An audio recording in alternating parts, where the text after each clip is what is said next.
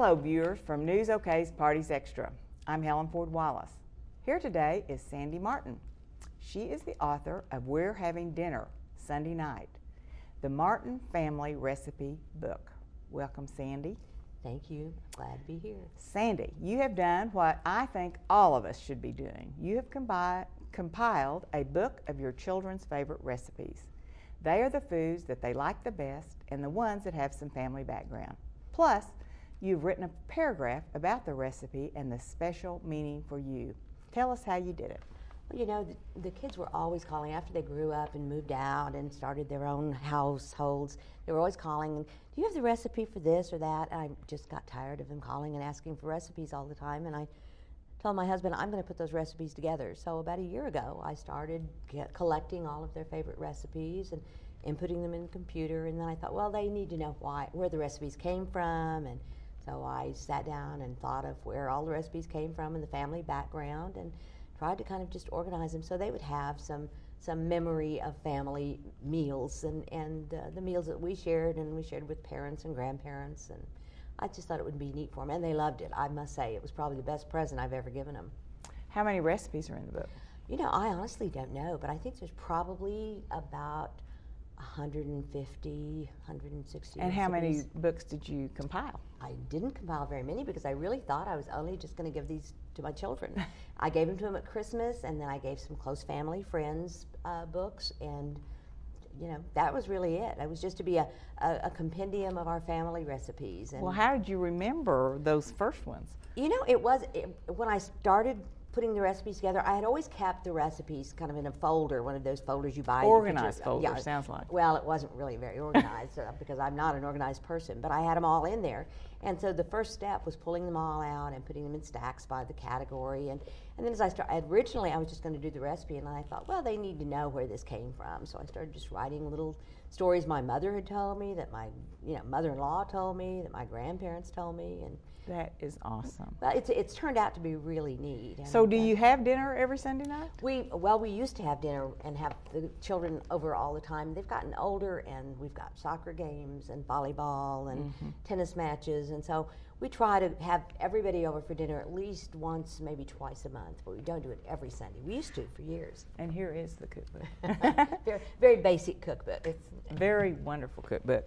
One of the recipes is called Pancake Secrets. Tell us about that one. That actually is one of my favorite secrets in the book, although it's not a secret anymore. When I first got married, we were over at my husband's parents one weekend for dinner, and we were talking about pancakes. I don't even know why it came into the conversation. And I said, well, I never fix them because they're so heavy and they upset my stomach. And my mother-in-law said, oh, I have the answer to that. She said, don't use milk, use club soda. And I said, club soda? And she said, yes. And I went, well, I'll try it. And it's amazing. You just replace the amount of milk that the recipe calls for with club soda, and they're light and fluffy, and I've never used milk since then. Well, I've heard of that before. I think had my not heard mother of it. used water, some milk and a little water, and they are lighter. Yeah, they really are. And the club soda, they just really, it's bubbly and fluffy, and sometimes the batter will thicken up a little. I'll add a little extra, but they're great. How about your grandmother's recipes? The tabbouleh, village to village, sauerkraut balls. My grandmother on one side, my father's side, was from Lebanon, and so she cooked. I can remember as a child watching her cooking and putting together very intricate recipes, things I thought I never would do. And then after she was gone and my mother was gone, I was the only one who was going to do it, and so I started learning to cook all of those things. And part of them I had the sense to have her write down. Some of them I had just kind of remembered. And the interesting thing is I learned that, for instance, tabbouleh varies from village to village in Lebanon. So it kind of depends on where your family was from, what the tabbouleh's like. Is that right? And mine is most tabbouleh is much drier. Our village recipe is much moister and has more liquid in it, and we really love it. But I mean, it's very good because I've had it. Well, it is good. It is good. And the grape leaf rolls, which I think are an acquired taste, but my husband acquired it very quickly, and so we all love that. Every holiday, every birthday, we do Lebanese food. What about the ginger and the cinnamon that you put in your foods?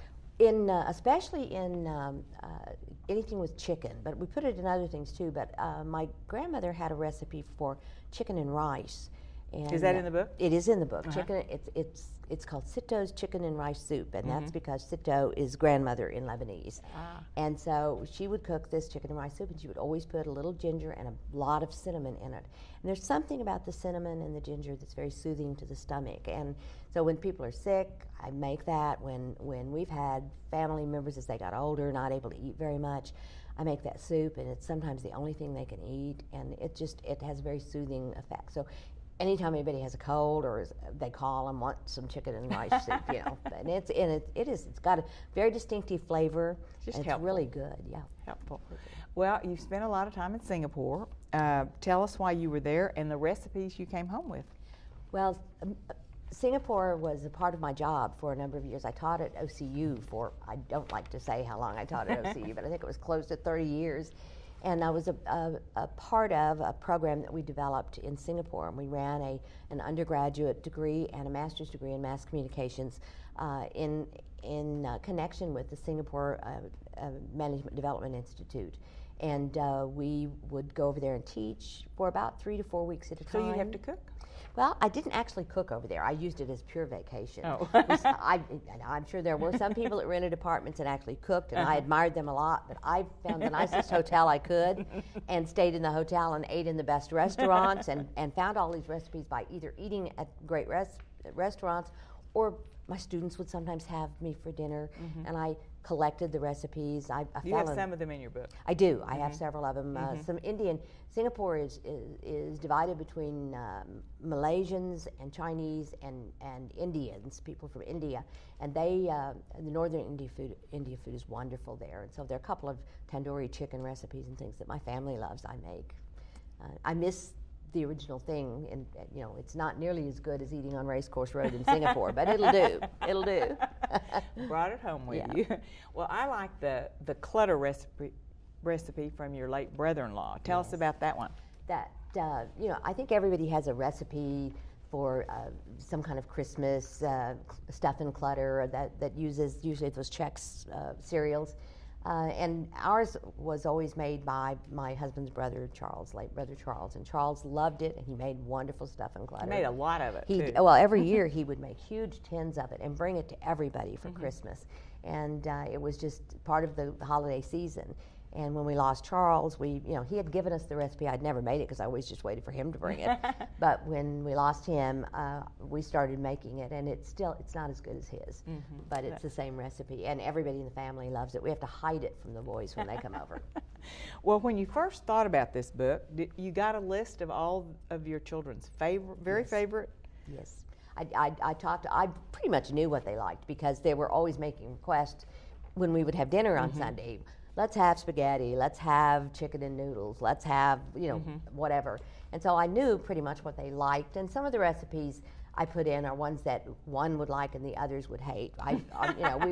We used to have fish every Friday night, and I'd make salmon patties a lot, and my daughter loved them, and the boys would just almost be ill rather than have to eat them at night. And so there were some of those kinds of recipes. But I did try to remember and assemble everything that they liked, or I tried to think of the unique recipes that I knew had been handed down through the family, so that there would be a record of those. Because I had some old recipes that my great-grandmother had handwritten. It took me about a year to find all of them and pull them all together. And I made a couple of phone calls because I didn't want to leave anybody out, so there was be a sister-in-law that I didn't have one of her recipes, so I'd have to say, oh, remember when we had such and such, and would you give me that recipe? And awesome. Well, you did a good job.